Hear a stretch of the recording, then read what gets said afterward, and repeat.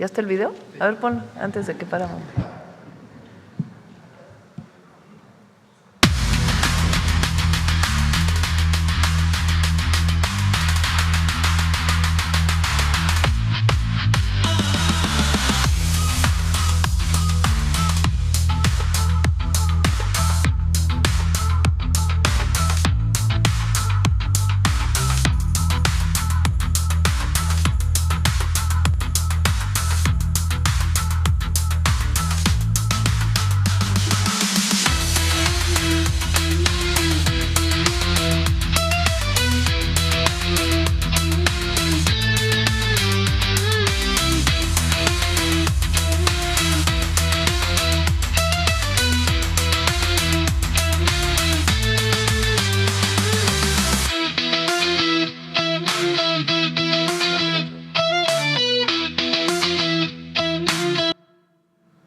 Ahora me pasan los nombres para felicitarlos como se merecen.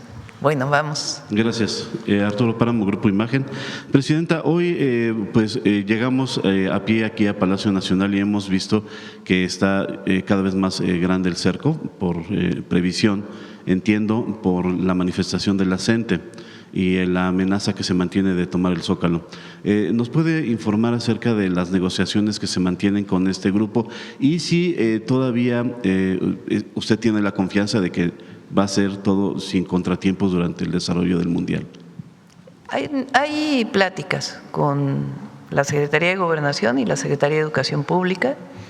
Hasta el día de ayer estaba solamente la sección 22 de Oaxaca. La mayor parte de la sección se quedó en Oaxaca y solamente algunos maestros aquí en la ciudad.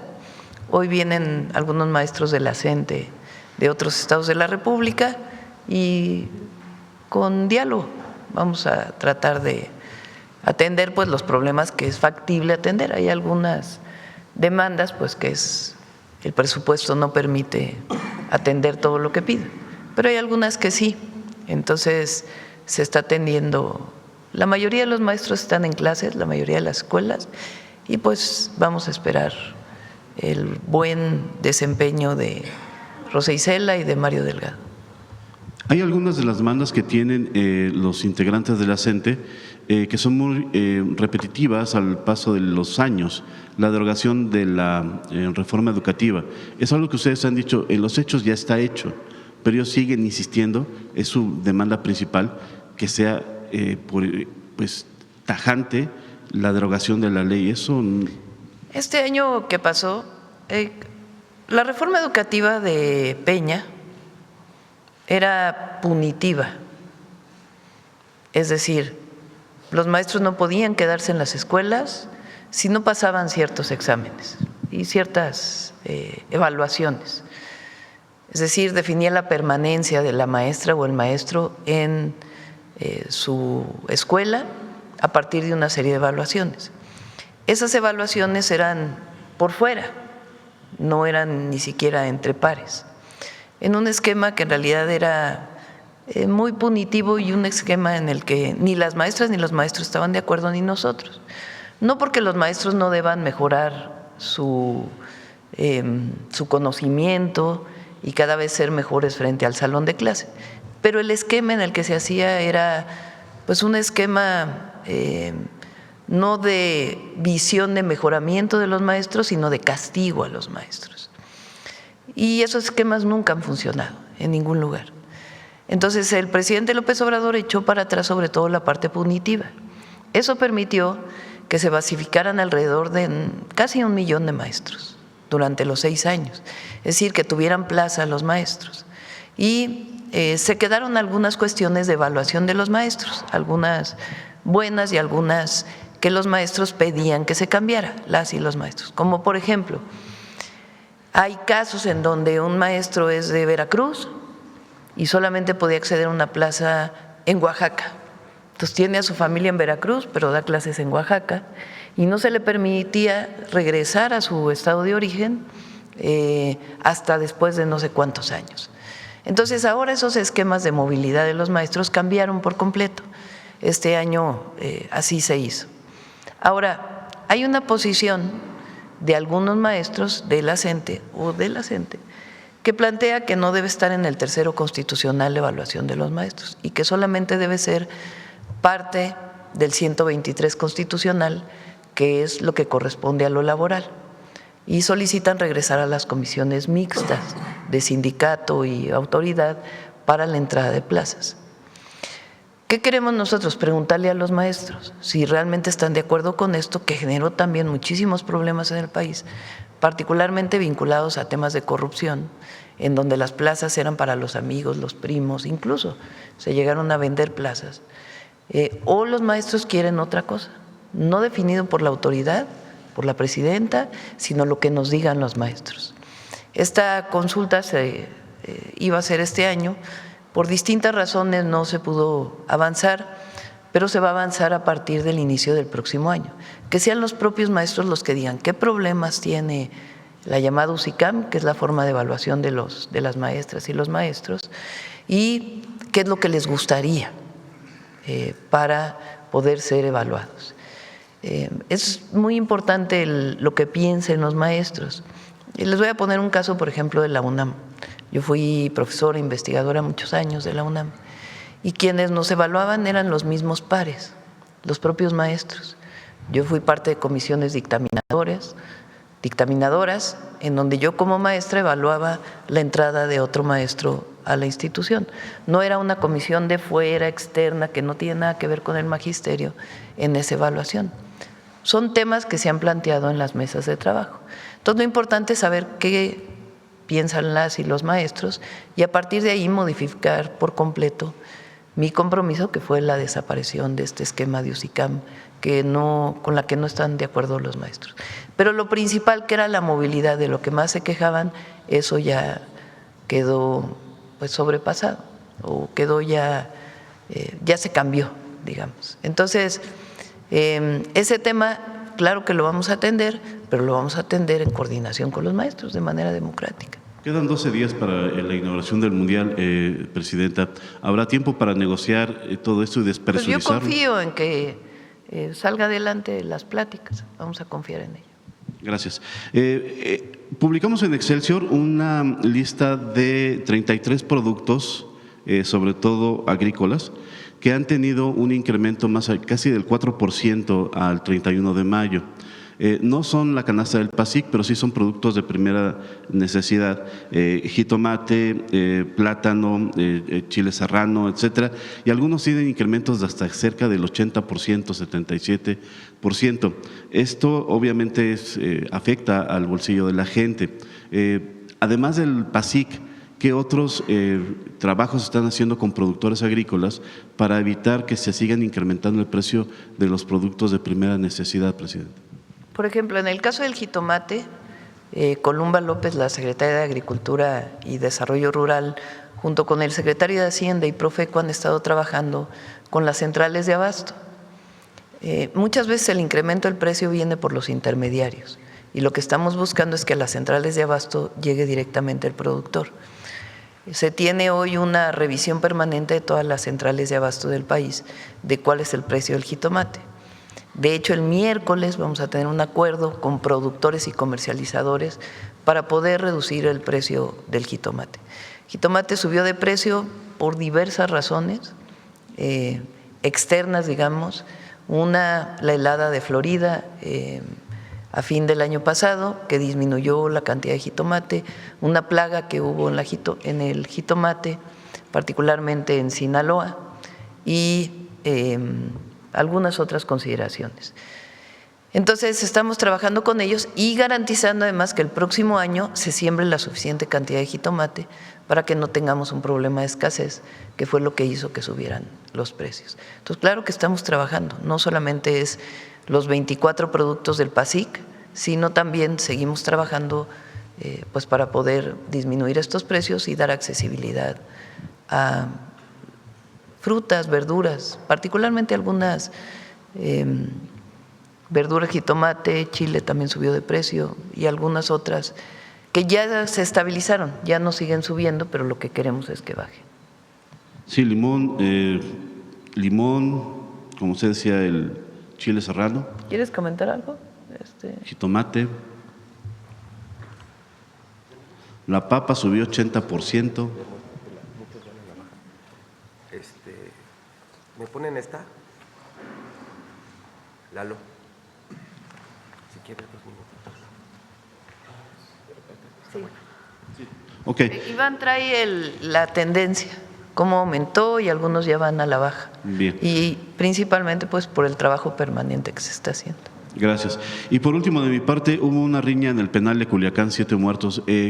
¿Qué reporte le ha dado el Gabinete de La Seguridad? Secretaría de Seguridad va a informar sobre este tema. Ok, gracias. Vamos de este lado. A ver. Buenos días, Presidenta Elia Cruz de La Hoguera.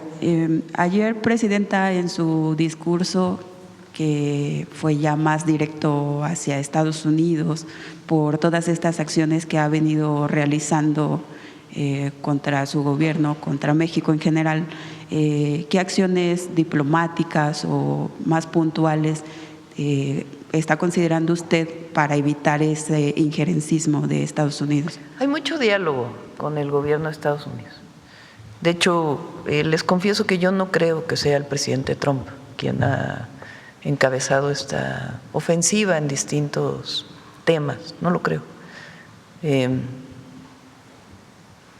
hemos hecho? Nosotros lo que queremos es una buena relación con el gobierno de Estados Unidos y con con todas sus áreas. Vino recientemente el secretario de Seguridad, Roberto, el secretario de Relaciones Exteriores, está en contacto permanente tanto con personas de la Casa Blanca como con el Departamento de Estado de Estados Unidos. El Gabinete de Seguridad tiene mucha relación con sus contrapartes, por ejemplo, la Defensa, la Marina tienen su contraparte en el Comando Norte, tienen mucha comunicación, de hecho hay una reunión programada pronto. El secretario de Marina va a una reunión esta misma semana a Estados Unidos con la Marina y la Guardia Costera, si mal no me equivoco. Es decir, hay mucha comunicación. Como lo dije ayer, yo creo que son sectores pues de la ultraderecha de Estados Unidos que quieren que no haya buena relación, que haya mala relación con México, que no están de acuerdo con el gobierno que encabezamos por razones ideológicas principalmente, y que no quieren que haya una buena relación. Y se juntan pues con los de la ultraderecha en México, que antes querían pasar como de centro, luego medio de derecha y ahora ya de plano se fueron a la extrema derecha. Que como lo he dicho, la derecha, a diferencia de un gobierno humanista, pues son muy autoritarios, no están de acuerdo en políticas que ayuden a los que menos tienen, no están de acuerdo con los programas de bienestar, no están de acuerdo con la inversión en educación pública, pues lo que fue todo el proceso neoliberal, y además una visión ahora pues muy, muy autoritaria. Ellos no están de acuerdo con la libertad de expresión, aunque digan que están de acuerdo, en realidad no están de acuerdo. Entonces, esos sectores en México que se vinculan con sectores de derecha de todo el mundo y particularmente Estados Unidos, pues son los que se vinculan y buscan que no haya una buena relación entre nuestros países. Como lo he dicho muchas veces, se puede tener muchas diferencias con el gobierno de Estados Unidos, pero lo que buscamos son las coincidencias y el bienestar del pueblo de México, de los mexicanos en Estados Unidos, y avanzar en las relaciones comerciales y de distinto tipo entre nuestros países. Pero hacemos muy claro cuando no estamos de acuerdo con lo que consideramos que es injerencia, que es meterse en los asuntos de México. Lo expliqué el otro día con una metáfora, pues que parece muy sencilla, pero así es. Son dos vecinos en dos casas distintas. Y cuando un vecino, puedes comer, puedes juntarte, puedes divertirte, pero cuando un vecino quiere entrar a tu casa y quedarse con la cocina, y después con la recámara, y luego con la orientación de cómo decides dentro de tu familia, pues ahí dices, no, esa parte no, vamos a seguir siendo buenos vecinos, una política de buena vecindad. Y eso es lo que nosotros marcamos el día de ayer. Y también al mismo tiempo deseamos una buena relación con Estados Unidos en el marco de nuestros principios, de la defensa de nuestra soberanía y del respeto mutuo que ha caracterizado las relaciones en el mejor de los momentos entre Lincoln y Juárez y Roosevelt y Lázaro Cárdenas. Es de los mejores momentos de la relación conjunta, de la relación bilateral. Y eso es lo que nosotros ponemos por encima de todo. Y que no sean estos sectores que buscan que haya una mala comunicación, una mala relación entre México y Estados Unidos, entre el gobierno de México y el gobierno de Estados Unidos. Entonces, por eso ponemos bien los puntos sobre las IES, de qué es lo que consideramos que ha ocurrido en el último mes. Y al mismo tiempo también lo que representa toda esta campaña en contra nuestra, que está orquestada en mucho por este esquema en donde el dinero es lo que más cuenta, porque parece que en las redes sociales hay un asunto nada más de debate político entre un punto de vista y otro, a veces, por cierto, muy negativo, de mucho odio. Pero no, de un lado hay robots, bots, que se han denunciado muchas veces y que los vamos a seguir presentando aquí, de cómo orientan la conversación en las redes sociales. Y también es muy importante reflexionar, lo dije ayer en el discurso, sobre quiénes son los dueños de estas plataformas, quién orienta los algoritmos, porque las plataformas no son de estados, y son las plataformas, son el esquema de comunicación menos regulado del mundo, y hoy tiene muchísima influencia. Y ahí destaqué mucho la encíclica del Papa León XIV, que si me permiten voy a leer algunos de los… ¿Los tienes ahí? Es que es muy interesante y es muy importante que este tema se discuta en el país.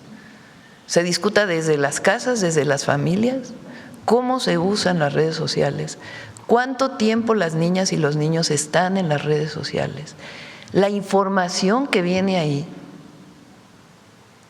de todo tipo, y la ansiedad que provocan las redes sociales en muchos casos a las niñas y a los niños, que hay mucho escrito sobre esto, y también en términos de la política nacional, cómo influyen las redes sociales a partir de algoritmos y a partir de a quién le pertenecen estas grandes plataformas y cómo se orienta desde una perspectiva de muy pocas personas la conversación en una red. Mira, vean lo que dice el Papa.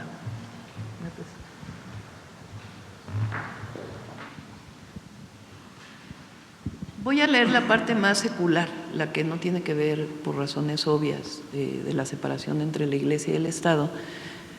Hay una parte pues muy importante, incluso que vale la pena leer, sobre la orientación de la Iglesia Católica, pero esa parte pues no la pasamos aquí en la mañanera por obvias razones.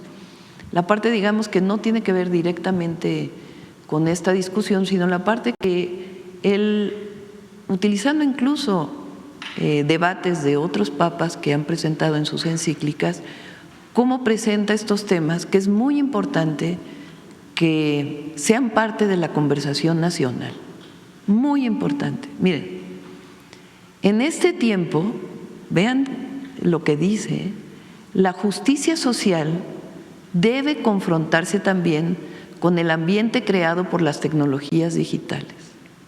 Vean nada más esa frase.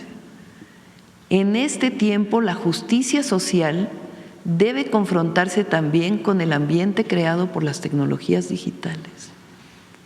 La difusión de redes globales, plataformas y sistemas de inteligencia artificial cambia el modo de informarse, de comunicar y de acceder a los servicios. La justicia exige, fíjense, la justicia exige que se impide el seguimiento de nuevas formas de exclusión y privación de la libertad. Personas y pueblos a los que se les niega o dificulta el acceso a las tecnologías básicas, comunidades expuestas a vigilancia invasiva y grupos sociales perjudicados por algoritmos opacos que reproducen prejuicios y discriminaciones. Esto lo dice el Papa León XIV. Un orden social justo en la era digital es aquel que garantiza a todos un acceso igualitario a las oportunidades, protege a los más pequeños y a los más frágiles, se opone al odio y a la desinformación y somete a control público el uso de los datos y de las tecnologías, de modo que el criterio no sea solo el beneficio, sino la dignidad de cada persona y el bien de los pueblos. Vamos a ir ahora esta semana presentando varios de estos temas. Adelante. Un examen decisivo para la justicia social hoy está representado por la condición de los migrantes, de los refugiados y de cuántos son obligados a desplazarse a causa de la pobreza, la violencia, el cambio climático y los desastres naturales. El modo en el cual una sociedad los trata muestra si su idea de justicia está guiada por el miedo o por la fraternidad. El Papa Francisco invitaba a reconocer en los migrantes no simplemente un problema a resolver, sino una imagen viva del pueblo de Dios en camino. Personas con dignidad, recursos y sueños que tienen derecho a ser tratadas con respeto y piden la oportunidad de poder formar parte activa de las sociedades que las reciben. Vamos más abajo para…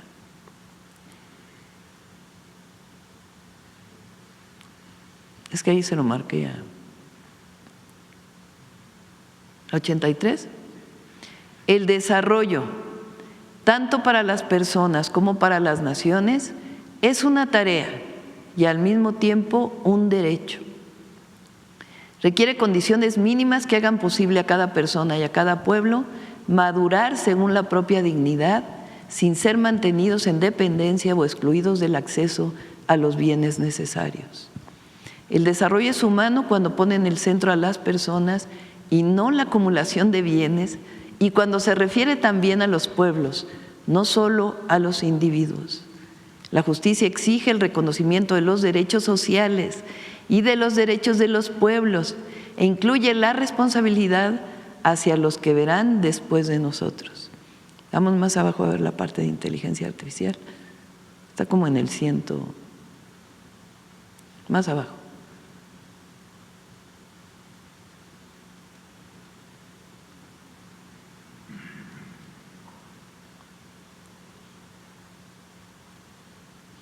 Dice responsabilidad, transparencia y gobernanza de la inteligencia artificial. El uso de la inteligencia artificial nunca es un hecho puramente técnico. Cuando entra en procesos que inciden en la vida de las personas, afecta a sus derechos, oportunidades, reputación y libertad. Las decisiones delicadas que repercuten en el trabajo, el acceso a créditos y a otros servicios y la reputación de las personas corren el riesgo de ser confiadas completamente a sistemas automatizados que no conocen la compasión, la misericordia, el perdón y sobre todo la apertura a la esperanza de cambio en el individuo, pudiendo así producir nuevas formas de descarte. Puede haber usos evidentemente antihumanos, como la manipulación de la información o la violación de la privacidad, pero puede haber también un engaño menos evidente cuando los sistemas de inteligencia artificial, presentándose como neutrales y objetivos, reflejan y refuerzan estereotipos o posiciones ideológicas de quienes los han diseñado y programado. Vamos a la otra. Confiar en la práctica a un algoritmo el poder de seleccionar quién es digno y quién no, sin que nadie asuma el peso de la decisión, significa encomendarle la tarea de redefinir los límites de las posibilidades humanas.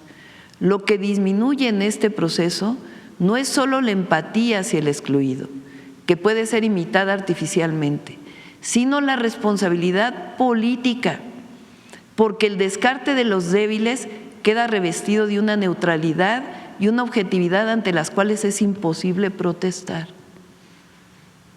Y de ese modo la injusticia se realiza silenciosamente y la compasión, la misericordia y el perdón, no como simple apariencia, sino como gestos políticos, desaparecen del horizonte. Vean qué interesante, muy interesante. Mañana seguimos si quieren. Muy interesante porque de verdad es un cuestionamiento muy profundo de los algoritmos de las redes sociales, del uso de la inteligencia artificial, de si realmente responden a un progreso de la humanidad o responden a otros intereses, incluso de la regulación de la propia inteligencia artificial, planteado por el Papa León XIV. Y en parte a eso me refería yo el día de ayer.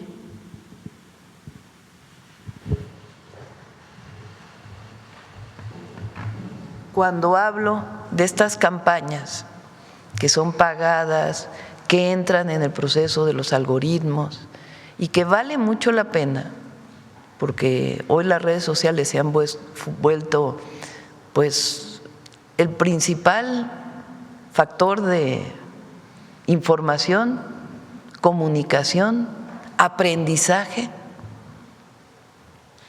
pero tienen algoritmos, no es neutral y además se prestan a pagar a que el dinero sea el que genere la información, a partir de quién lo paga y la propia concentración de estas plataformas en unas cuantas manos. Es algo indispensable de discutir, porque cuando hay tanto dinero involucrado, cuando hay orientación de ciertos algoritmos, que no solo es la técnica, sino también la manipulación de la información, entonces vale la pena entender cómo nos estamos informando. Y repito, discutirlo en las familias, en las escuelas y avanzar en nuestro país en que no sea una orientación de fuera quien está manipulando muchas veces la información y la comunicación. Es muy importante esta discusión en el país. Bueno, vamos con otra pregunta. Adelante. Sigues tú. Adelante. Presidenta, ¿qué pasará si esta buena disposición que usted tiene desde el inicio de su gobierno para mantener una buena relación con Estados Unidos y pese a eso Estados Unidos no esté respetando el no intervenir en México en las elecciones, como usted lo mencionaba la semana pasada? ¿Qué pasará? ¿Qué haría usted pues si Estados Unidos recurre nuevamente a enviar agentes de sus agencias, como ocurrió en Chihuahua? Primero informar a la población. Por eso ayer fui yo muy directa, no que quise nada más ser retórica, sino realmente decir lo que pienso de lo que está ocurriendo en este momento. Porque es muy importante que el pueblo de México se informe de intenciones de injerencia de ciertos sectores de los Estados Unidos. Y porque si no, la información la consumes sin darte cuenta que en efecto es un proceso injerencista sobre ciertos temas. ¿Por qué creer más en las instituciones de justicia de Estados Unidos que de México? Por ejemplo, pregunta, ¿no hay una intención en el Departamento de Justicia? otros temas que han ocurrido. Recientemente salió un tema de huachicol en Estados Unidos, cuando nosotros hemos estado pidiendo justamente la extradición de ciudadanos estadounidenses y ciudadanos mexicanos, es decir, personas que tienen doble nacionalidad, que son los responsables de una buena parte de lo que ha sido el contrabando de combustibles. Entonces, que se sepa que ahora no se vaya a usar este tema, pues también contra el gobierno de México, cuando somos, desde el presidente López Obrador y nosotros, quienes más hemos atendido este problema. Entonces, si se recibe toda la información como sin analizarla, pues entonces, como decía ayer, uno puede irse con la finta. Pero si la analiza uno desde otra perspectiva, pues entonces lo primero es que el pueblo de México esté informado de lo que está ocurriendo, de estas intenciones de estos sectores. Es muy importante la información, la comunicación, y como hacemos nosotros la comunicación casa por casa, en la mañanera, pero también casa por casa, que la gente se informe, conozca qué es lo que está pasando en este momento. Eso es lo primero, que estemos todos informados. Y el discurso que hice ayer, pues que se lea todo completo, no que se saque una frase o un párrafo fuera de contexto, porque tiene un sentido estructurado de cómo fue que se dieron las cosas en el último mes y lo que estamos viendo nosotros desde esta perspectiva.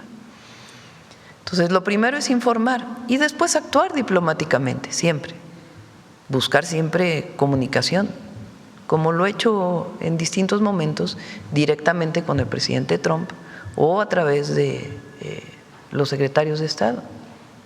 Entonces, hay que tener claro cuál es esta intención, informar, que la gente esté bien informada, que no se deje llevar nada más por lo que dice alguien en la red social sin cuestionarse el tema más profundamente y entender cómo es que sectores del gobierno de los Estados Unidos pues están queriendo o utilizar a México para sus elecciones en noviembre del 26 o de plano interferir en nuestras elecciones. Por eso no es menor lo que se aprobó, que ya no pudo aprobarse la ley secundaria, de que no hay injerencia extranjera en la elección en México. En México decidimos las y los mexicanos. Presidenta, ahorita reiteraba también que usted no cree que el presidente Donald Trump esté detrás de estas medidas injerencistas, pero ¿no sería como dejar un flanco abierto ahí el pensar que él no está dirigiendo esta ofensiva contra México? Bueno, pues eso es lo que yo pienso y por eso la comunicación de manera personal con el presidente Trump es muy importante. Porque en esas comunicaciones yo le digo lo que pienso, no, evidentemente en un esquema de respeto y de comunicación, pero siempre hablamos, él me dice lo que él piensa y yo le digo lo que yo pienso y siempre hemos llegado a acuerdos. Entonces esperemos pues que esto sea un tema de ciertos sectores y que se establezca una relación de respeto entre ambos países, pero hay que decir claramente qué es lo que está pasando y además no es la primera vez que ocurre en México. Incluso, miren, les voy a leer no lo pensaba poner hoy, pero porque hay un libro de las memorias de Miguel de la Madrid, que leí la parte que tiene que ver con la relación México-Estados Unidos, de un embajador, el embajador Gavin, que pues fue muy injerencista en su momento. Les voy a leer una página para que vean lo que pensaba él, porque ya falleció.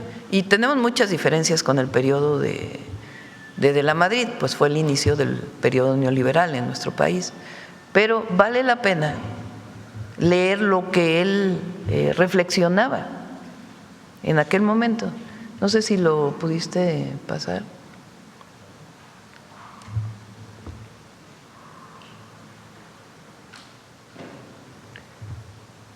Mira, habla de una conversación que tiene el presidente Miguel de la Madrid con el embajador Gavin. Dice: Otro de los gobernadores que me mencionó Gavin fue el de Jalisco, Enrique Álvarez del Castillo. Al escuchar su nombre en dicha lista, me pareció que las afirmaciones del embajador rayaban en el exceso, pues francamente no creo en absoluto que Álvarez del Castillo esté metido en el narcotráfico. Estamos hablando del 82, 83, 84. El periodo de la Madrid fue de diciembre del 82 a 88. Vale la pena leerlo, repito, por cómo era desde entonces, para que vean similitudes. Cuando le pedí pruebas ante acusaciones que me parecieron increíbles, me contestó: señor presidente, donde hay humo, hay fuego. Tuve que responderle que yo no podía actuar de esa manera, que las leyes mexicanas exigen que antes de perseguir a alguien demostremos su culpabilidad. Adelante. En todas las ocasiones en que Gavin vino con estos chismes, así dice de la Madrid, yo cuidé que García Ramírez remitiera oficios a la embajada norteamericana pidiendo información precisa sobre los comentarios que me había hecho el embajador. Lo malo fue que Gavin no solamente me hacía a mí esos comentarios, sino que seguramente los circulaba entre las autoridades norteamericanas y los filtraba a la prensa. También en esos días se manejó mucho en la prensa el rumor de que un primo mío, Edmundo de la Madrid, estaba ligado al narcotráfico. Yo no siento que ello haya dañado demasiado mi imagen personal, dentro o fuera del país, aunque es claro que a los críticos y a los resentidos les da gusto señalar que el presidente de la República tiene un pariente enviciado. Los hechos, según me lo confirmó posteriormente el Procurador General de la República, señalan que después de haber realizado una investigación de muchos meses en torno a la posible culpabilidad, las autoridades no tienen indicio alguno de que esté involucrado en el tráfico de drogas. Como quiera que sea, vean esto, como quiera que sea, el problema del narcotráfico va a continuar generando presiones crecientes en las relaciones entre México y Estados Unidos, porque el narcotráfico es un problema muy serio para los norteamericanos. Iremos manejando las presiones, pero serán siempre motivo de conflicto. Estamos hablando hace, ¿qué? 40 años, más de 40 años, 40 años. Entonces, repetimos, no es que… Hay muchas cosas que no coincidimos con el presidente de la Madrid y las decimos y las presentamos. Pero en sus memorias hace este planteamiento y hay muchos otros, para que entendamos que todo esto es histórico, que no es un asunto de un día, que siempre han querido utilizar este tema. Y para eso están las instituciones de justicia en México, la Fiscalía General de la República y el Poder Judicial. Como ayer lo dije, aquí no se cubre a nadie, pero sí hay que entender, o por lo menos tener la duda, preguntarse cuáles son las verdaderas intenciones de estos sectores. Porque hay una historia, pues, donde siempre ha habido presidentes, no presidentes, otros sectores del gobierno de Estados Unidos, senadores, congresistas, cuya intención, pues, es tener en México gobiernos totalmente afines, entreguistas, aun y cuando lo mejor que puede haber, pues, es una política de buena vecindad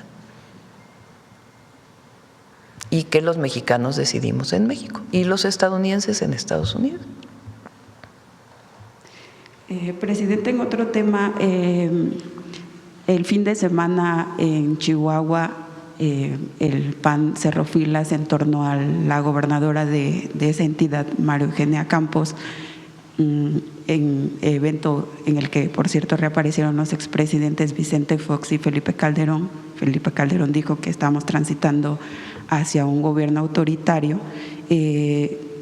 ¿Su gobierno considera detener la investigación que se realiza en Chihuahua? Nuestro gobierno, o sea, el gobierno de la República no está haciendo ninguna investigación. La Fiscalía es autónoma y está haciendo una investigación. Y es muy importante además que se sepa, porque fue público, no es que yo esté dando una información nueva, sino que lo hizo público la Fiscalía, que en el caso de la gobernadora de Chihuahua fue llamada para dar su versión, no está imputada de nada. Lo dijo la propia Fiscalía, la llamaron a dar información de lo que ocurrió en Chihuahua. Eso es lo que la Fiscalía tiene que definir, y es la Fiscalía quien tiene que dar la información. Pues yo dije, este no es un asunto político, es un asunto de una investigación que está llevando la Fiscalía General de la República del accidente que ocurrió y la presencia de agentes estadounidenses no acreditados en nuestro país. Entonces está llevando la investigación y la Fiscalía ha sido pues muy abierta. Lo que pasa es que a veces no se quiere leer lo que dice la Fiscalía y se quiere pues generar otra situación. Pero la Fiscalía es en todo caso quien tiene que definir, tiene que informar, porque no es parte del gobierno de México, es de la Fiscalía. ¿Y la reaparición de los expresidentes? Ay, bueno, ya que cada quien haga su conclusión. La verdad no sé si, no sé qué tan populares sean en México. Lo que sí, Monsiváis, como lo dije ayer, decía que la doctrina del conservadurismo es la hipocresía. Y la verdad, pues sí hay mucha hipocresía, mucha hipocresía. O sea, no hay autocrítica de lo que pasó en ese periodo. Y todavía, mano dura, una alianza contra el narcotráfico, a regresar a la guerra contra el narco. ¿No? A eso llamaron. Entonces, yo estoy muy tranquila, muy serena. Y además hay mucho apoyo popular, mucho. Vean las muestras de ayer. La gente tiene claro que hay que defender la soberanía. Y también la mayor parte de los mexicanos y las mexicanas están de acuerdo en que continúe la transformación y que sigamos en este modelo de desarrollo del país. La mayor parte, la gran mayoría. Miren, en la peor de las encuestas tengo más apoyadores que los que recibí hace 2 años. Si lo ven así. Entonces, yo tengo la tranquilidad de que estamos actuando bien y de que no se actúa coyunturalmente, si no se responde frente a esta situación compleja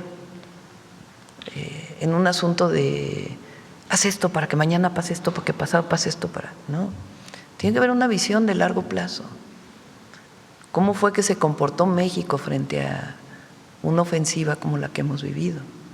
¿Cómo se comportó la presidenta? ¿Cómo convocamos al pueblo? Es una visión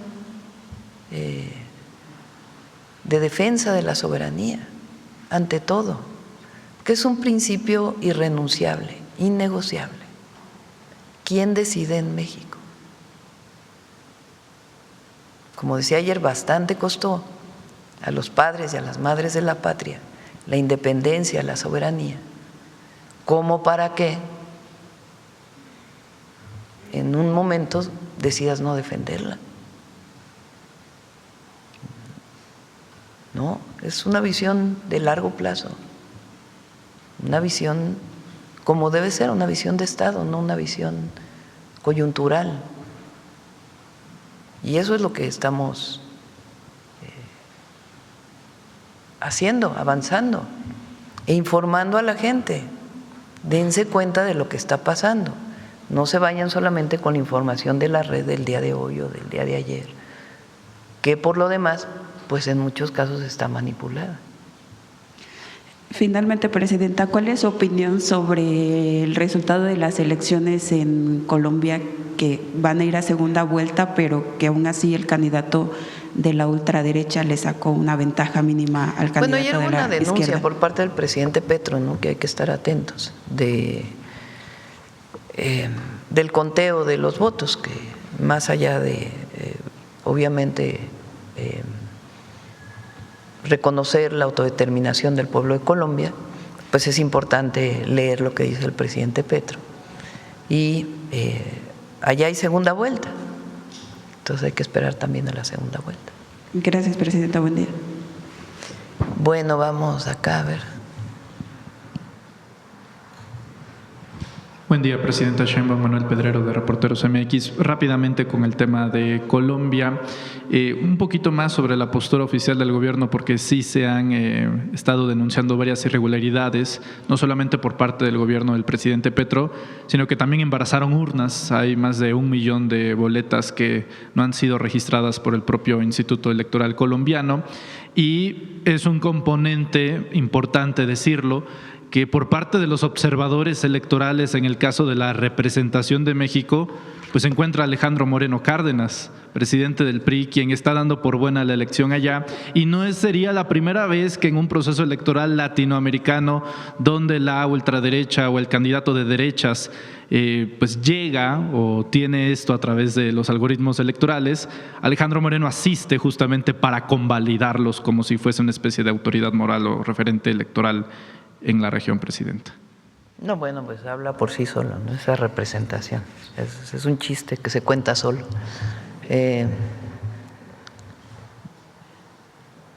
Tiene que privar siempre la voluntad del pueblo en cualquier elección.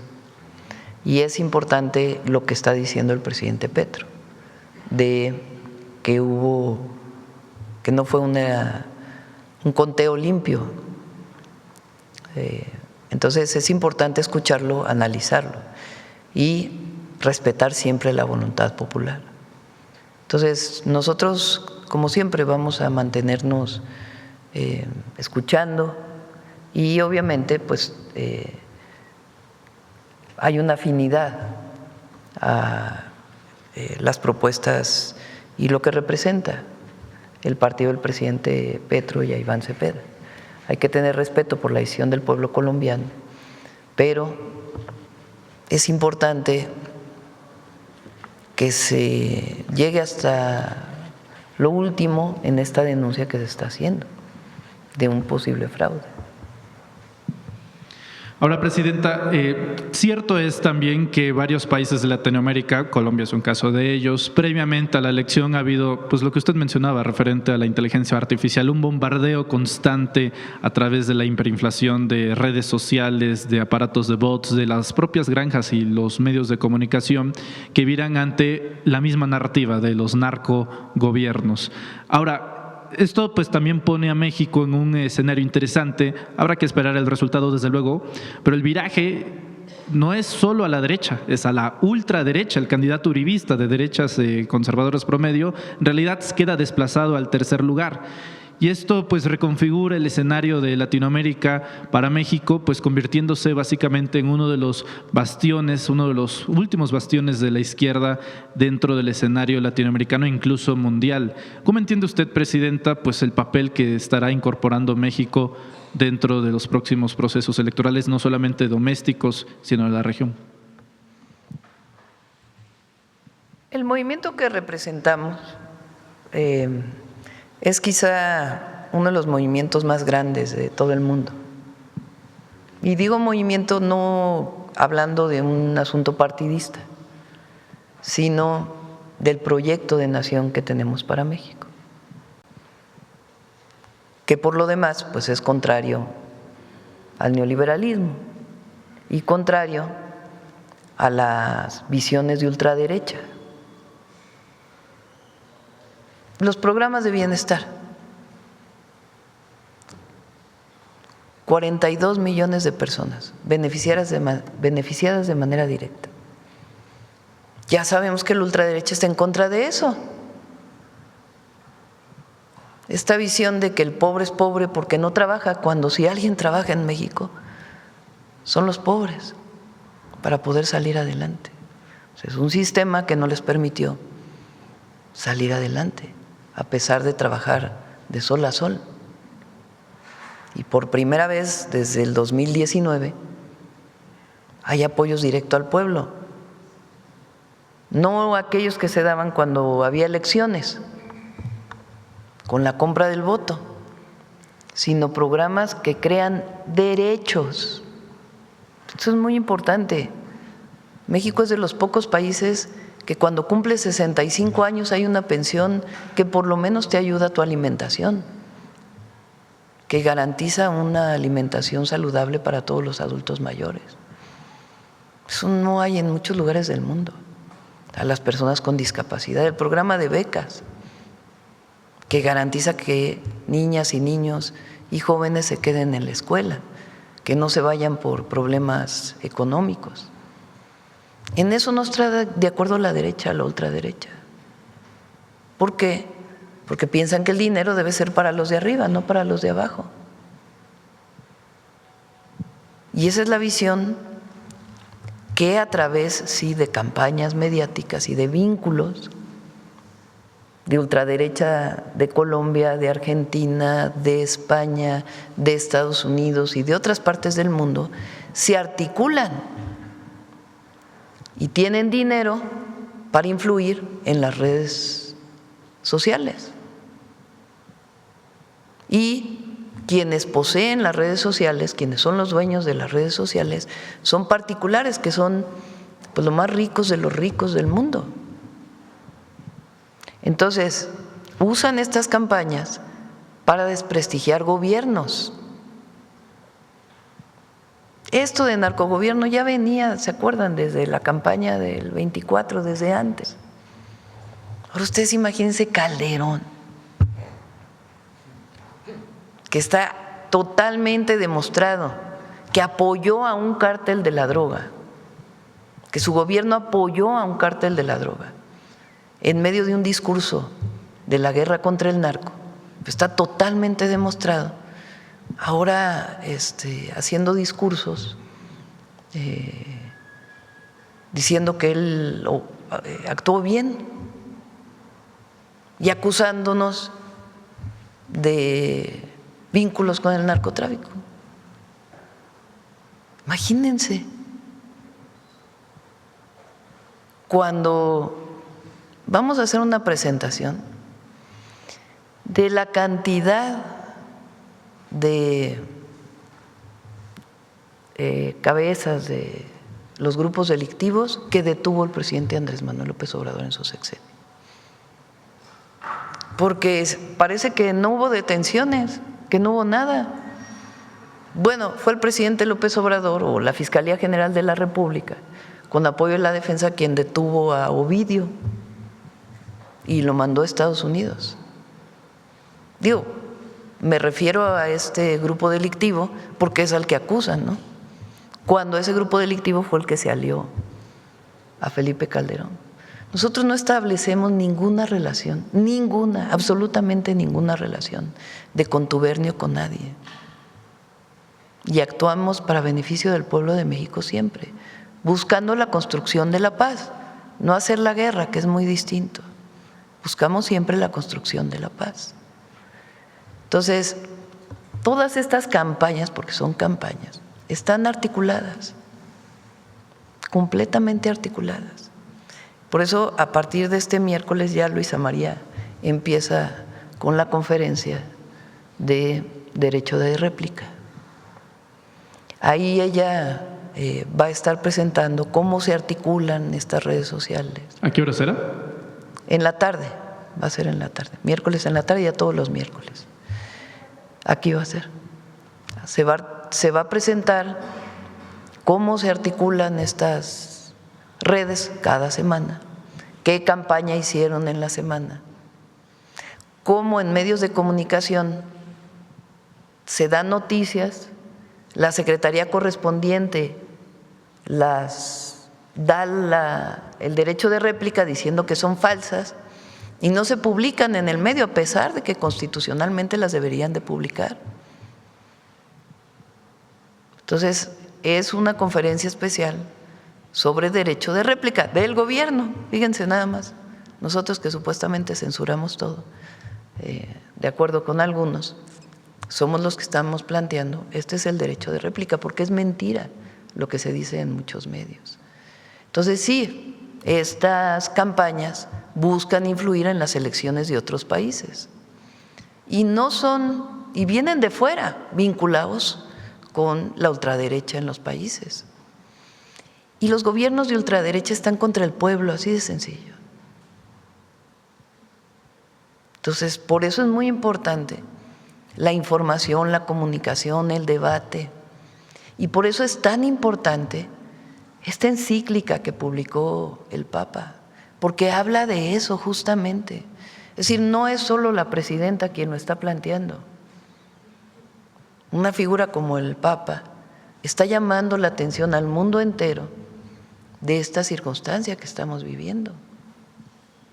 Entonces, por eso es importante debatirlo, por eso es importante abrirlo, por eso es importante decir las cosas de manera directa, sin zigzagueos. Y que el pueblo de México sepa, porque no es un asunto de que queremos pelearnos con Estados Unidos, que estamos buscando siempre la mejor relación, pero tenemos que decir cuáles son los límites. Y la mejor forma de expresarlo, pues es que no es solo la presidenta, es la gran mayoría del pueblo de México que está con el gobierno, que está diciendo así, no. Porque los gobiernos que no tienen ningún respaldo popular, pues son distintos a los gobiernos que tienen respaldo popular. Y nuestro gobierno tiene respaldo popular porque estamos cerca del pueblo siempre y decimos la verdad.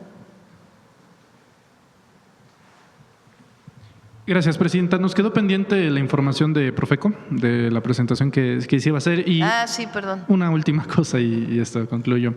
Aprovechando el informe de INEGI que se liberó la semana pasada respecto al trabajo y también aprovechando la presencia del secretario del Trabajo, si nos pudiera dar una actualización sobre materia de empleo, por favor. Sí, claro. Gracias. Iván.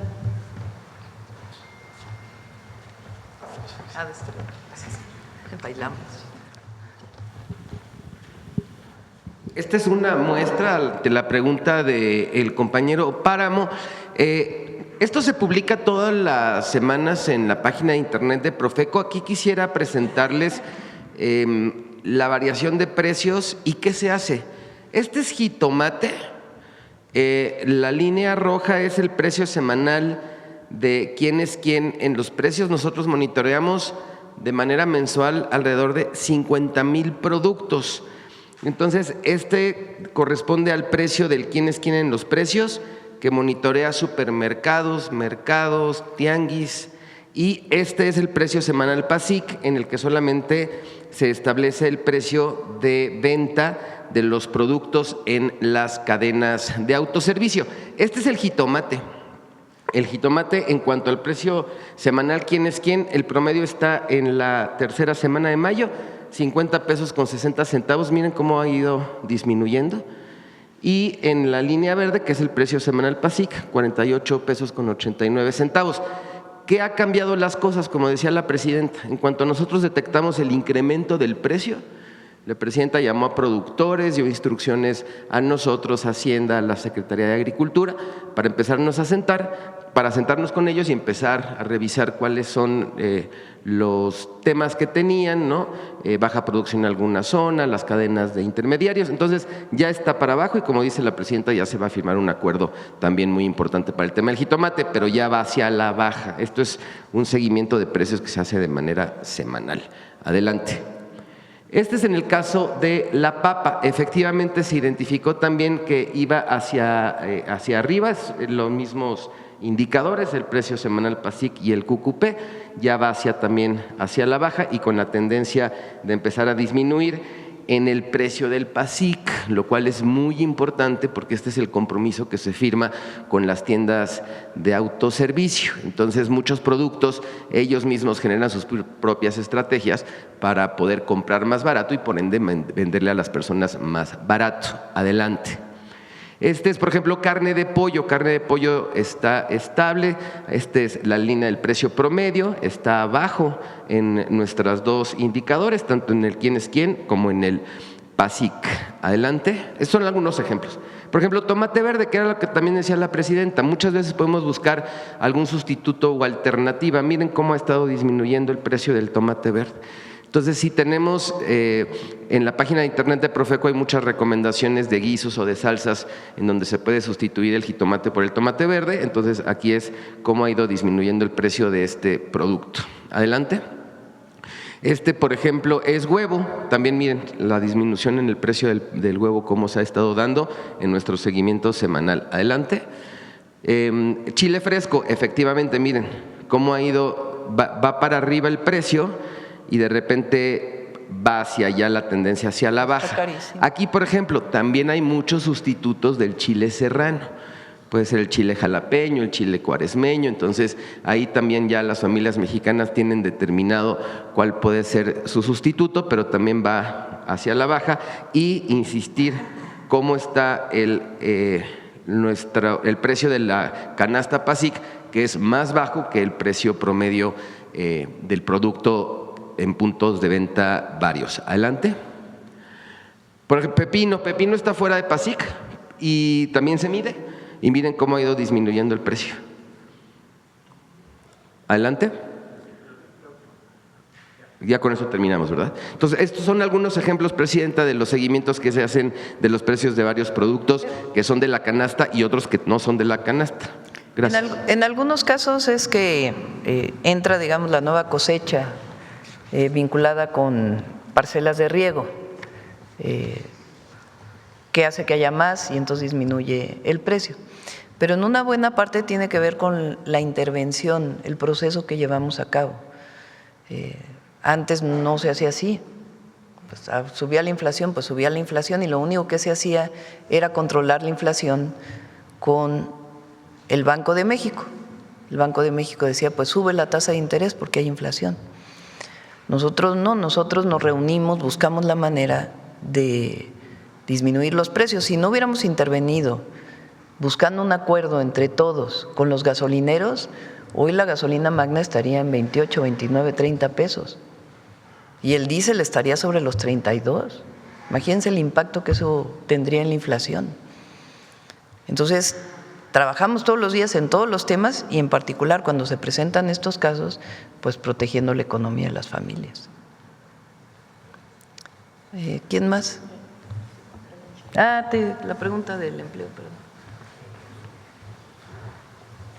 Sí, Presidenta, bueno, como bien se mencionó ayer en el informe que compartió nuestra Presidenta, creo que tenemos que destacar que vivimos un proceso muy relevante en los últimos años, perdón, de mejora y ampliación de los derechos laborales que hemos referido en otras ocasiones como una primavera de los derechos laborales. Y decir simplemente que en materia de empleo, en lo que va al 30 de abril del año 2026, como también ya se informó por parte del IMSS, tenemos un registro de 22.748.000 puestos de trabajo afiliados al IMSS, que además esto pues nos permite hablar de registros históricos, de límites que no habíamos alcanzado esto en materia laboral en registro de trabajo formal.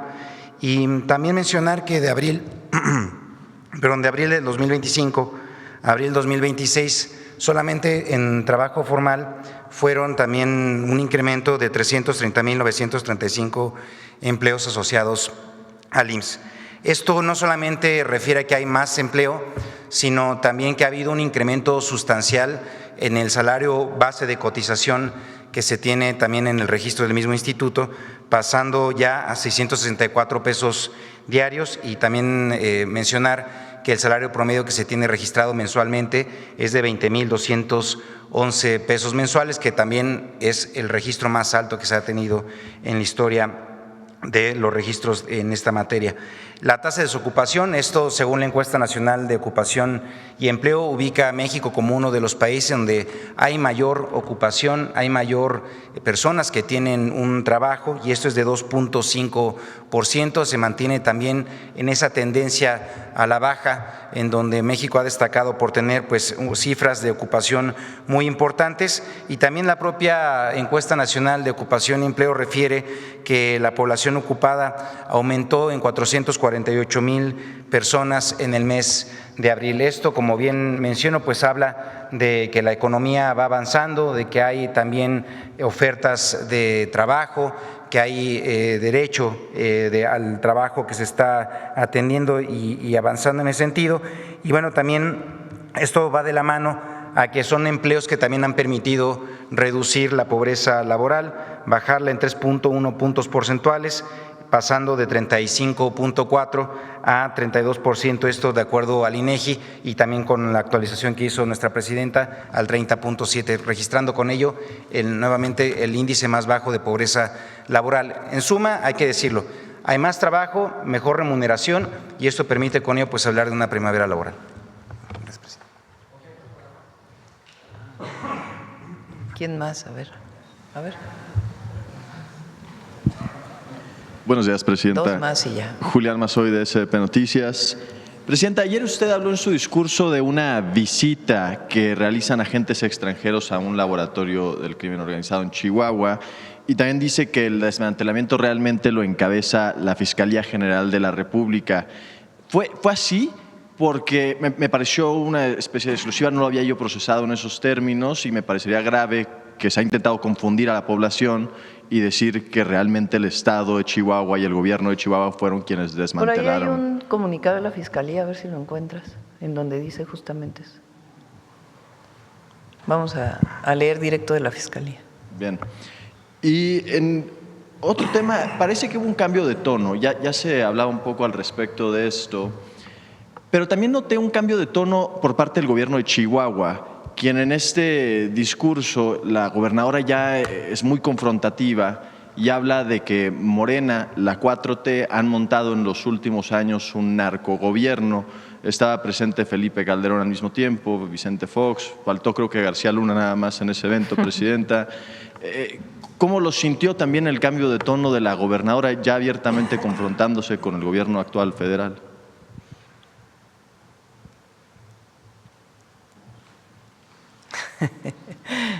Iba a decir una cosa, pero…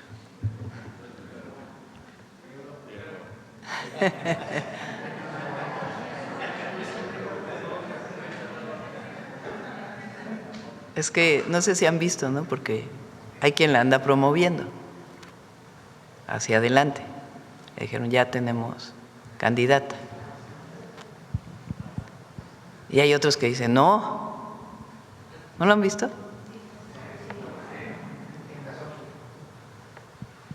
Está interesante. Está interesante que la derecha mexicana traiga a Fox. O sea, ¿cuáles son los nuevos cuadros de la derecha mexicana? Jorge Romero.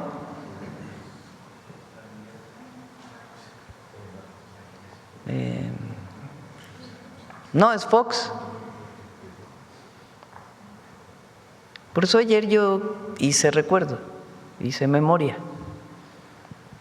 No se nos olvide, porque hay jóvenes, repito, que tienen hoy 20 años, que nacieron en el 2006, ya no les tocó el sexenio de Fox. Y bueno, ya 12 años en el 2018. O sea, no saben qué pasó en aquella época.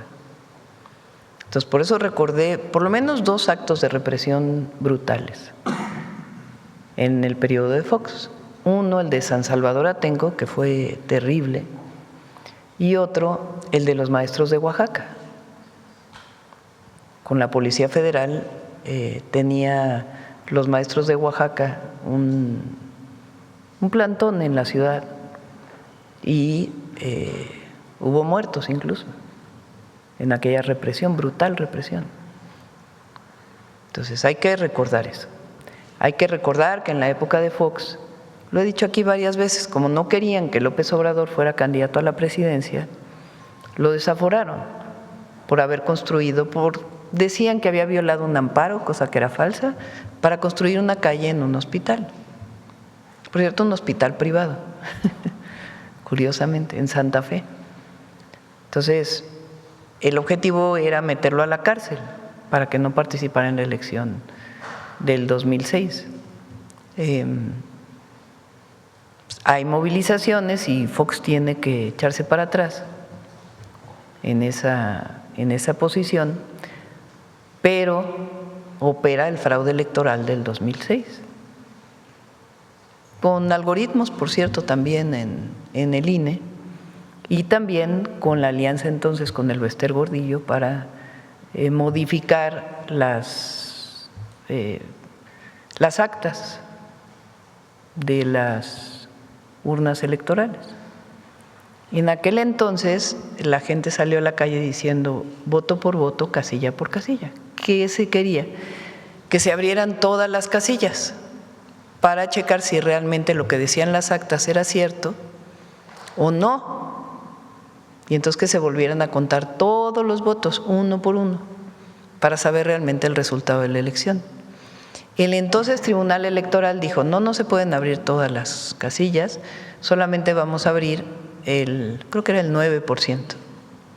Se abre el 9% de las casillas y resulta que la diferencia entre Calderón, que supuestamente había ganado, y Andrés Manuel López Obrador se reduce. O sea, si se hubieran abierto todas las casillas, muy probablemente, con todo y todo lo que hicieron, pues evidentemente hubiera ganado Andrés Manuel López Obrador. Me tocó hacer en aquel entonces el análisis con muchas personas de qué tamaño había sido el fraude electoral y se estimó que era de alrededor de 2 millones de votos. La diferencia de la votación de Calderón y Andrés Manuel López Obrador que estableció el Tribunal Electoral fue de poco más de 200,000 votos. Y nosotros estimamos que había sido el fraude de 2 millones de votos. Entonces, la mejor prueba de que hubo fraude es que cuando se abren las casillas, del 9% se reduce. Y entonces la gente decía que se abran todas, no quisieron abrirlas, de hecho las quemaron. Después, para que la historia no pudiera saber, también quemaron las de 1988 del fraude con el ingeniero Cuauhtémoc Cárdenas, el fraude que hizo Salinas al ingeniero Cuauhtémoc Cárdenas, promovido, por cierto, por Miguel de la Madrid también. Entonces, por eso es importante hacer memoria de qué pasó durante ese sexenio y también hacer memoria de lo que pasó durante el sexenio de Calderón, que él entra en diciembre y antes de que acabe diciembre del 2006, él declara la guerra contra el narco vestido de militar. Y en Michoacán. Y lo que ocurre, pues es que hay mucho más homicidios y cantidad de muertos que les llamaban daños colaterales. De tal manera, y además un vínculo de su secretario de Seguridad, no sabemos si él estaba enterado o no, pero pues eso le queda a él explicarlo, con un cártel de la droga, con el cártel de Sinaloa. Pues se demostró con creces esa alianza. Entonces, ¿cómo es que estas personas son ahora los voceros del PAN de hoy? Pero además con un discurso, porque Calderón sí es muy de derecha.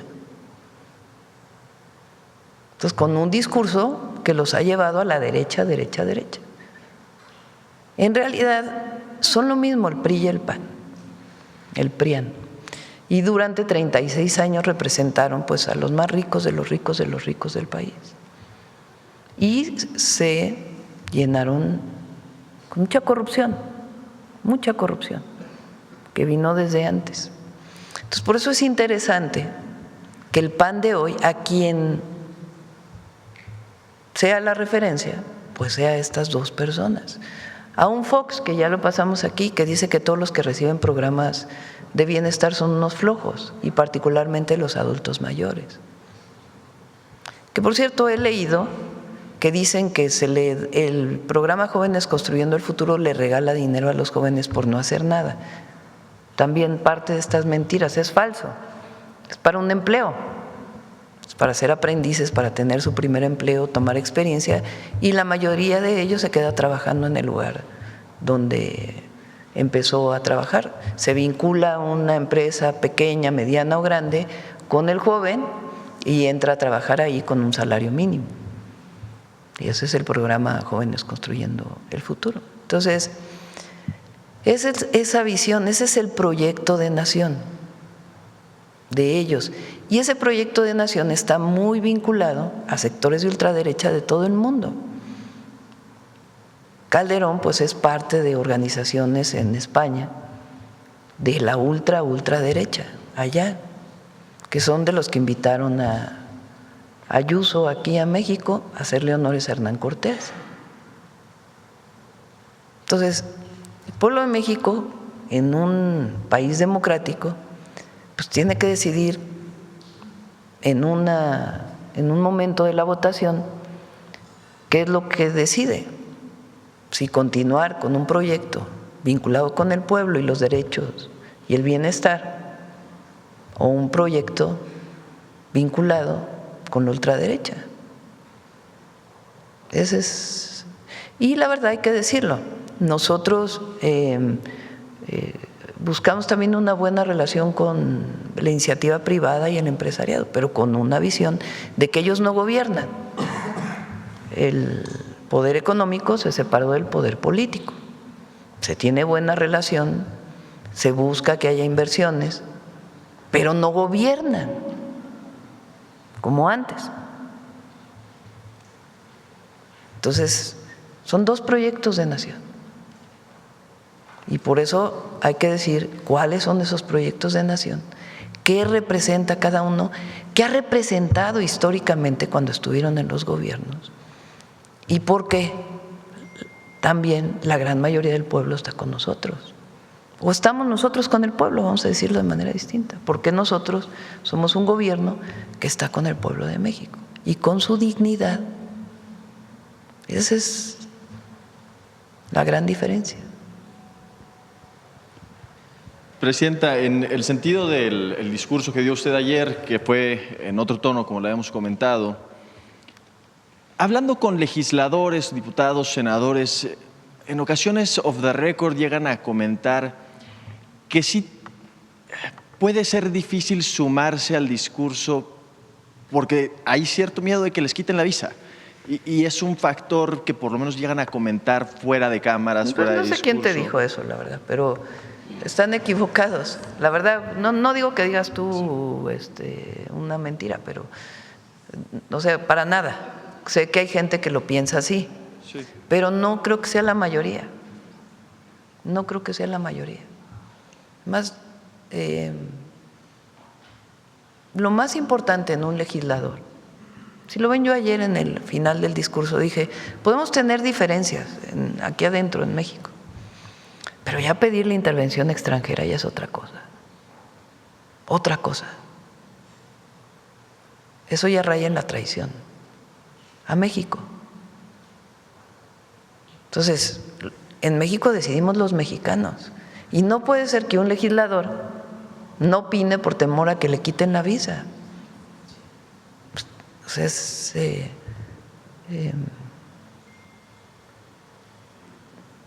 hay que tener valentía cuando se entra a la política.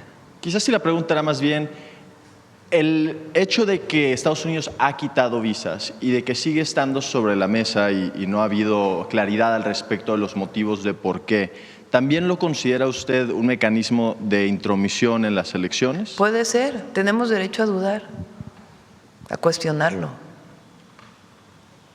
¿Cuál es la verdadera razón de quitar una visa? Pues más, ¿qué es lo que decimos nosotros? Ellos tienen muchos problemas allá, muchos, relacionados con el consumo de drogas y con la distribución de drogas en Estados Unidos y con el paso de armas de Estados Unidos a México. Y tienen muchísimos otros problemas, de todo tipo. Entonces es mejor pues que se concentren en su propio país y sus propuestas. Es una visión a que usen a otros países. Y particularmente a México me corresponde decir, no usen a México. No lo usen en su disputa electoral. Aquí no. Colaboramos, pero no, ni nos subordinamos, ni permitimos, como lo dije ayer, que México lo usen como piñata. Eso no debe ser. Y nos toca defender a México y a su pueblo. Entonces, todo aquel diputado, senador o funcionario público que tenga temor de que le quiten la visa, pues que no tenga temor. Hay que decir la verdad, hay que ser valiente. Cuando se está en la política, lo peor que puede haber, primero, la política no es solo de los políticos, la política es de todas y de todos.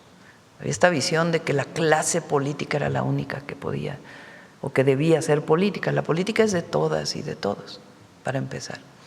Y segundo, si tienes deseos de aspirar a un cargo público o de dedicar una buena parte de tu vida a la política, hay que defender lo que se piensa.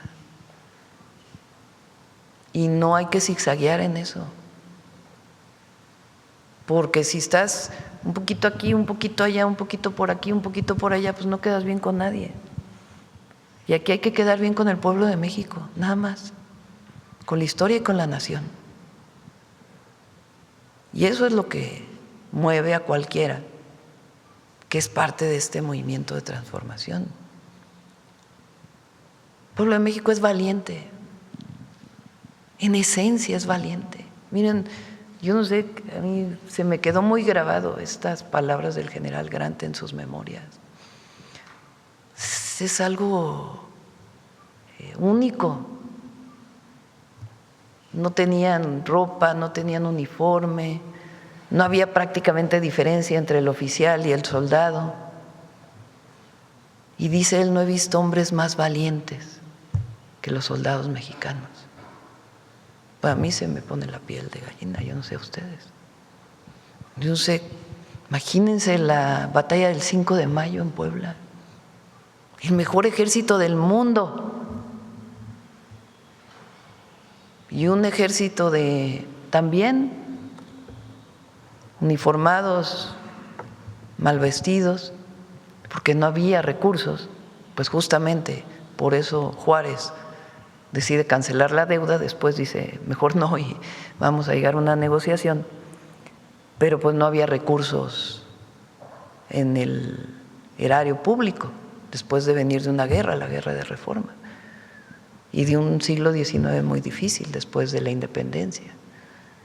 Y en esa condición, con indígenas de la Sierra de Puebla, le ganan al mejor ejército del mundo. Bueno, díganme qué valentía hay ahí. Hoy es el Día de la Marina, la valentía de los marinos cuando defienden en 1825 el último reducto en San Juan de Ulúa para que se vayan los españoles. La valentía, por más que Carranza tiene sus claroscuros, de levantarse como gobernador y decir voy a formar un ejército en contra de Victoriano Huerta. Y que por cierto también le dice al ejército de Estados Unidos cuando estaba apostado en Veracruz que el presidente Wilson le dice pues es para ayudarte porque nosotros no estamos de acuerdo con Victoriano Huerta, y Carranza le dice no, muchas gracias, no necesitamos ayuda del exterior, en México decían los mexicanos. Bueno, vean la valentía de Hidalgo cuando grita la independencia. México está formado por hombres y mujeres valientes y por un pueblo resistente, valiente, que en las circunstancias más difíciles siempre sale adelante. Pues el que incursione en la política, pues que tome como ejemplo al pueblo, a nuestros próceres, y que esté a la altura, siempre. Presidenta, mientras usted hablaba, Vicente Fox en una entrevista radiofónica hizo una declaración en términos más irrespetuosos que no repetiré, que usted está muy molesta por la movilización popular sucedida en Chihuahua. ¿Hay algo que responder? ¿Y está usted muy molesta por eso? A ver, ponle la Gracias. foto de Chihuahua nomás para la de ayer. Fíjense, vean las tomas de la movilización en Chihuahua de ellos, con 2 expresidentes. Es en un lugar cerrado, ni siquiera se alcanza a ver cuánta gente había ahí. Bueno, en Ciudad Juárez ayer fueron 30,000 personas, o 40,000, no sé cuántas dijeron, 40,000. Vean nomás eso. No, regrésate de Chihuahua. Nomás ahí para. Miren nomás. Oh, ese es Chiapas. Ahí, párale.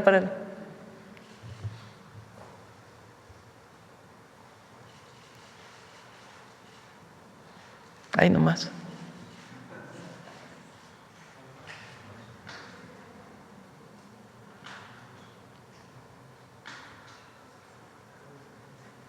A rayo de sol, en el Paso del Norte, en la frontera número 1, Ciudad Juárez. Vamos acá y ya cerramos con la última. Mañana a los demás, si les parece. Presidenta, buenos días. Vicente Serrano, conductor de Sin Censura TV. Ya que está mencionando a Vicente Fox por el comentario de Julián, pareciera una desesperación total de la oposición echar mano de 2 expresidentes que son los culpables, los responsables del crecimiento y encumbramiento de Genaro García Luna. Genaro García Luna, que empezó con Vicente Fox y que se encumbró con Felipe Calderón. Pero Felipe Calderón nos quiere aplicar el haya sido como haya sido 2.0, porque dice que a pesar de los errores, él hizo lo que tenía que hacer en el discurso allá en Chihuahua, defiende su guerra contra el narcotráfico. Yo pensaba que vaya que si hay que tener la cara hay que ser de cara dura para decir estas cosas, cuando se está hablando de la violación de la Constitución o de la posibilidad de haber violado la Constitución por parte de Maru Campos. ¿Será que entre los errores también de Felipe Calderón se encuentra el abrir las puertas con el Rápido y Furioso? Creo que amerita una reflexión profunda. No solamente regresaron Vicente Fox y Felipe Calderón, sino lo que representan estos personajes.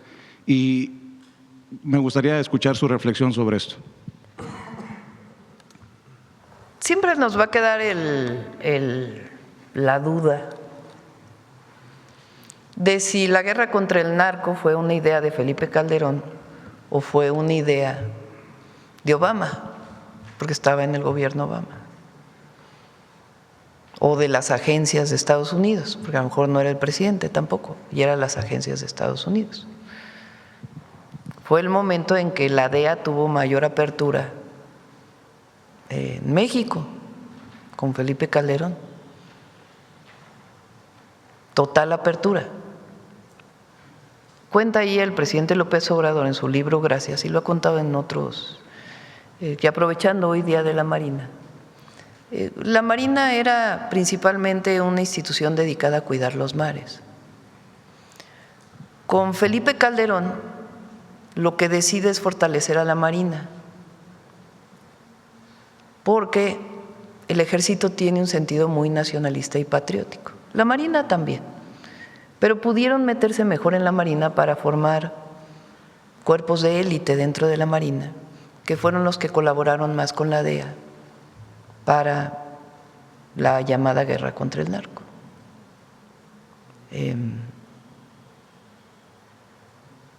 Entonces, lo primero es esta apertura, aparte de lo económico y de otros temas, que en el neoliberalismo sabemos que ese modelo económico vino de fuera, no vino de México, vino de fuera. Y particularmente en el periodo de Calderón, pues se abrieron las puertas a las agencias de Estados Unidos en México, a que operaran en territorio, planearan, operaran, y particularmente a través de Marina. Con Peña también hay una parte de eso, aunque menos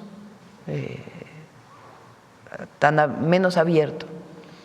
Y luego cuando llega el presidente López Obrador, pues dice, a ver, los agentes extranjeros pues pueden estar aquí, pueden hacer sus labores, pero en coordinación con el gobierno de México, y tienen que tener sus permisos y no pueden estar operando en territorio y se queda en la ley. Nosotros lo llevamos a la Constitución. Entonces, esa es una parte muy importante que hay que recordar. Lo segundo es la operación Rápido y Furioso. Es algo atroz y al mismo tiempo triste, porque la operación Rápido y Furioso, que por cierto nadie fue sancionado por esa operación, nadie, fue la entrada de armas de Estados Unidos a México con un chip, supuestamente para saber dónde estaban los grupos delictivos. Pues, ¿qué hicieron los grupos delictivos? Tomaron las armas y le quitaron el chip. Era como… Y luego esas armas, una de esas armas se encuentra que asesina a un estadounidense, a un agente estadounidense. De esas propias armas que Estados Unidos, con la anuencia del gobierno de México, de Calderón, entran a México. Y también provocan muchos de los homicidios en México en aquella época. Eran más de 2,000 armas de alto poder. Y después no pasó nada. No hubo quien revisar ese caso. Bueno, ¿Calderón ha dicho algo? No, no ha dicho nada sobre eso. Ni tampoco pon los datos de cómo aumenta el número de homicidios por sexenio.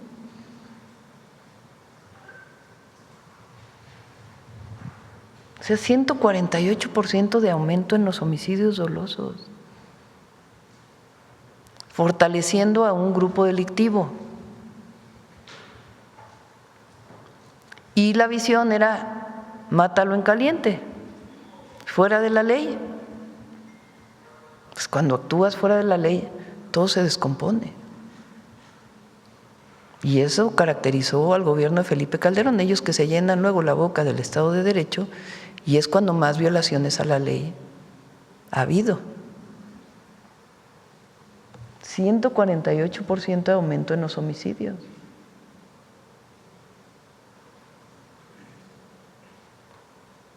Entonces, por eso Monsiváis decía, la doctrina del conservadurismo de la derecha es la hipocresía, porque mienten sin problema. ¿Nosotros qué hacemos? Nosotros trabajamos todos los días por la seguridad de las y los mexicanos, en una visión distinta. El presidente López Obrador decía abrazos, no balazos, en una visión de en contra de la guerra. Pero eso no quiere decir que no haya actuado en contra de grupos delictivos. Y nosotros lo que dijimos es, vamos a fortalecer la inteligencia y la investigación. Y cooperamos con el gobierno de Estados Unidos y sus distintas instituciones, pero en un marco de respeto a la soberanía. De respeto a la soberanía. Y teniendo siempre en cuenta que aunque colaboramos para que no pase fentanilo u otras drogas a Estados Unidos, lo que nos interesa es la pacificación del país. Eso es lo que siempre tenemos en mente. Por eso atendemos con las causas y también buscando que no haya impunidad. Ni siquiera se han disculpado, Presidenta, estos personajes. Tal vez el error de Felipe Calderón fue no haber escuchado a Javier Herrera Valles, comandante de la Policía Federal, o al general Tomás Ángeles Daguajare, que aseguran haberle informado sobre las malandradas, permítame la expresión, de Genaro García Luna. Aprovechando esto, Presidenta, hay quienes lloran cuando reaparece Andrés Manuel López Obrador y hoy celebran que reaparezcan Felipe Calderón y Vicente Fox, pero no es lo mismo ni es igual, permítame también esa expresión, porque ellos se ponen la camiseta para decir yo con Maru y el pueblo de México sale a ondear la bandera de México. Unos gritan que no se preocupe Maru Campos, los políticos gritándole el apoyo a una de los suyos, y a usted el pueblo de México le gritó no está sola. su reflexión entre pues, esta desconexión, entre esta oposición que no está con el pueblo y este pueblo que sí está con usted, Presidenta. Dos proyectos de nación, muy distintos, contrapuestos. Eso es lo que es un proyecto de nación que se vincula con las derechas internacionales, con la ultraderecha internacional, sin mucha ética, con mucha hipocresía. Y con una visión, pues como la que fue de Calderón en su momento, de que no hay que apoyar a la gente, de que no hay que brindar nuevos derechos y de que lo que tiene que prevalecer es la violencia, porque es eso fue, que prevalezca la violencia. Esa es su máxima. Por el bien de todos, primero los privilegios. Esa es su máxima. Por el bien de todos, primero la violencia. Esa es su máxima. Por el bien de todos, primero sus privilegios. Esa es su máxima. Y la nuestra es por el bien de todos, primero los pobres. Solo para cerrar estos comentarios, Presidenta, porque van a reaccionar a esto que está diciendo, habría que recordar nada más a uno de ellos, a Eduardo Burz, el expresidente priista de Sonora, que decía que los dos sexenios más corruptos habían sido en la historia de México el de Felipe Calderón y de Enrique Peña Nieto. Y Presidenta, para cerrar, algo que usted mencionó en su discurso, le exige al movimiento decencia. Y esto es muy importante porque el poder del movimiento está en el propio movimiento y usted como guía moral, guía ética del movimiento dice, los servidores públicos tienen que ser decentes, no se vale colgarse del movimiento para los intereses personales. ¿Nos podría ayudar para cerrar con su reflexión? Porque esto es importante sobre todo en esa gente que la ha salido a apoyar en cientos de miles, 800,000 personas en la jornada de ayer, Presidenta. Pues ya lo dijiste. No puede haber gobierno rico con pueblo pobre. La honestidad por encima de todo. Yo he dicho que si bien en algún momento, decía López Obrador, la política es principios y eficacia. Y sí, así es. Pero hay momentos en donde hay que fortalecer los principios. Y me parece que ese es el momento. En el país y también en el movimiento de transformación. Los principios, la ética, el no robar, no mentir, no traicionar. Que se ponga el saco si a alguien le queda. Eso tiene que seguir ocurriendo y eso es lo que debe pasar hacia adelante. Y si se encuentra algo, como lo he dicho, nosotros no vamos a cubrir a nadie de ningún lado. Si se encuentra algo a partir de la Fiscalía, se actúa. Bueno, hace 2 días la Fiscalía detuvo al alcalde de Cuautla, que llegó por el PRIAN. En otra ocasión detuvieron al alcalde de Tequila, que era de Morena. Detuvieron al alcalde de Teuchitlán, que es de Movimiento Ciudadano. Entonces, cuando hay una persona, funcionario público, sobre todo que está vinculada, obviamente si hay corrupción, pues también debe actuarse, por supuesto. Pero cuando hay colusión con un grupo delictivo, hay que actuar. Por eso es muy importante la propuesta que hicimos, que es que una comisión del INE tenga relación con las autoridades mexicanas, para que si un partido político quiere revisar a sus candidatos, candidatas, lo puede hacer a través de esta comisión, y esta comisión, en coordinación con las autoridades de la Fiscalía, de la UIF, encuentra que hay un riesgo, le informe al partido, hay un riesgo, vemos un riesgo. Claro, si encuentran un delito, pues tienen que proceder, ¿verdad? Pero si hay un riesgo, pues entonces el partido político tiene que tomar su decisión. Propuesta a la que se opusieron el PRI y el PAN. Propuesta que votaron en contra el PRI y el PAN. O sea, imagínense. ¿Cómo?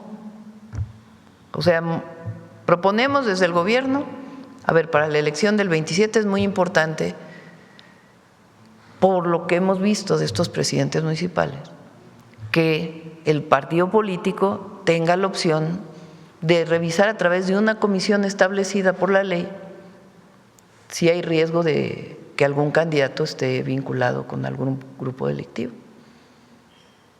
o tenga algún delito de algún tipo. Y se opone la oposición.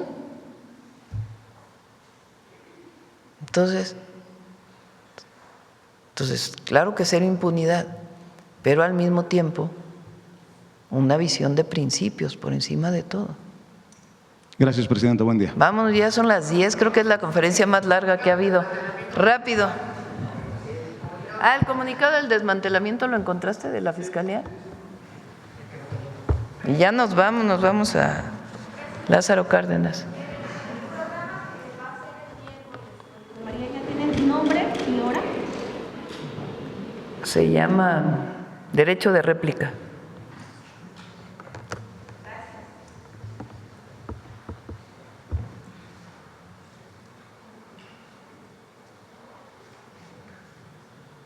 Ahí está.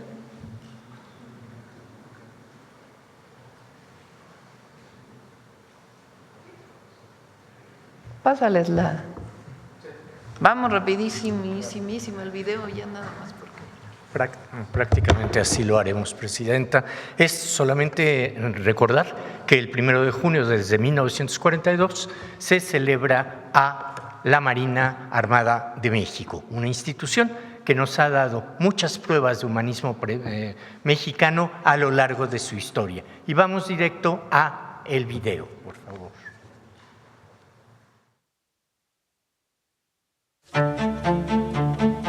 La defensa de nuestra soberanía, de nuestros mares, fundamentalmente del Golfo de México, es un compromiso que denota lealtad y convicción por parte de las mujeres y hombres que conforman nuestra Secretaría de Marina. Fue la visión del primer presidente de México, don Guadalupe Victoria, que permitió a nuestro país contar con naves para expulsar de una vez y para siempre al enemigo español de San Juan de Ulúa el 23 de noviembre de 1825. En abril del presente año celebramos el centenario del Cuerpo de Hidroaviones de la Armada Nacional, cuyas acciones a favor de la defensa de la soberanía y de la atención a la población son altamente reconocidas. El teniente mayor Carlos Castillo Bretón es el pionero de la aeronáutica naval en México en 1928, ingresando a la Escuela de Aplicación de Aeronáutica para formarse como piloto aviador. A partir del 1 de junio de 1942, por decreto presidencial, el Día de la Marina Nacional se conmemora anualmente en el marco del reconocimiento a hombres y mujeres mexicanas integrantes de la Marina, instituida en 1917 por el presidente Venustiano Carranza. Para la década de 1950, la aeronáutica naval fue fortalecida con el otorgamiento del mando de las bases aeronavales a comandantes del cuerpo, la incorporación de aeronaves de combate y la formalización de la formación de oficiales en la Escuela Naval Militar, especializándose posteriormente en la Escuela de Aeronáutica Naval.